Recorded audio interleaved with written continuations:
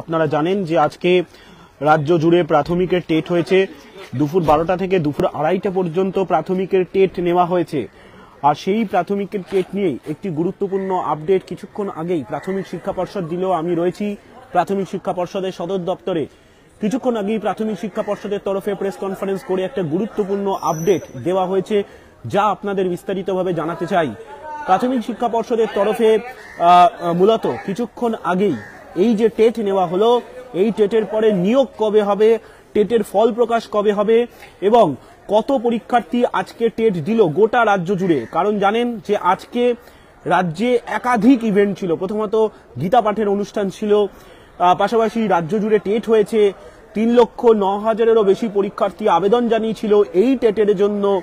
ফলত সার্বিকভাবে টেটকে কতটা নির্বিঘ্নে পরিচালনা করা গেল। ইতিমধ্যেই পরীক্ষা শুরুর পরে সোশ্যাল সাইটে প্রশ্নপত্র ভাইরাল হওয়ার ঘটনা ঘটেছে, যা নিয়ে অবশ্য বোর্ড বলছে যে এই যে প্রশ্নপত্র সোশ্যাল সাইটে ভাইরাল হওয়ার ঘটনা, তা বোর্ডকে কালিমালিপ্ত করার জন্যই করা হচ্ছে।